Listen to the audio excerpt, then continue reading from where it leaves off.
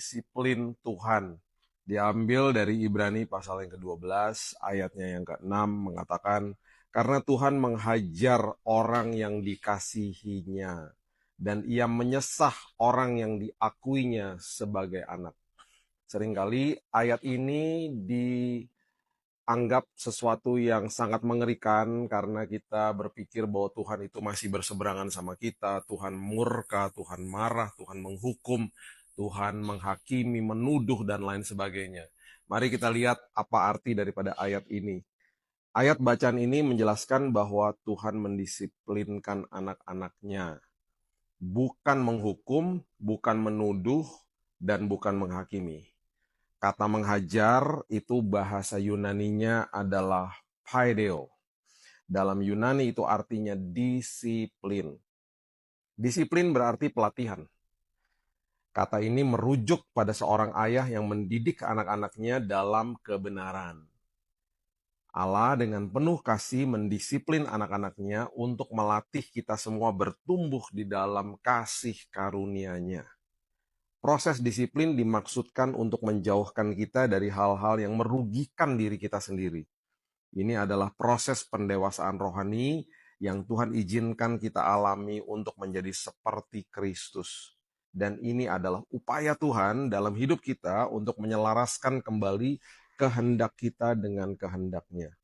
Ingat, disiplin Tuhan bukanlah untuk hukuman atau murka Tuhan. Tuhan tidak marah kepada kita.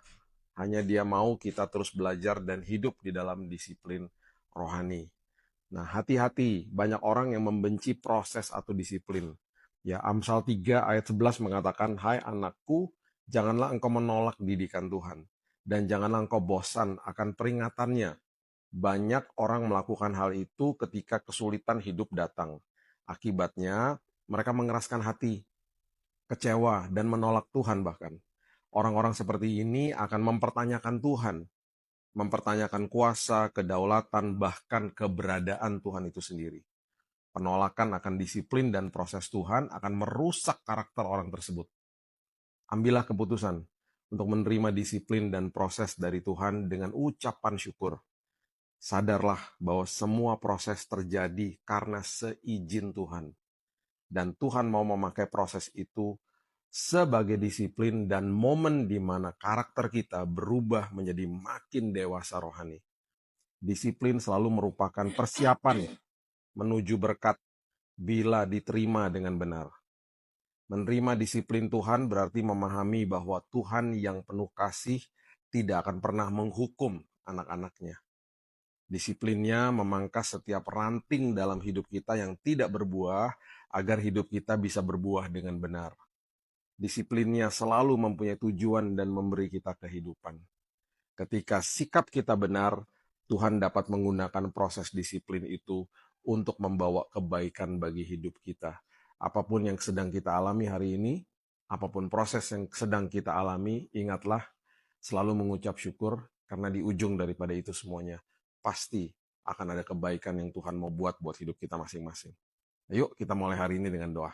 Tuhan, terima kasih mengucap syukur buat hari yang indah. Kami percaya apapun yang kami hadapi hari ini, kami hadapi sama Tuhan.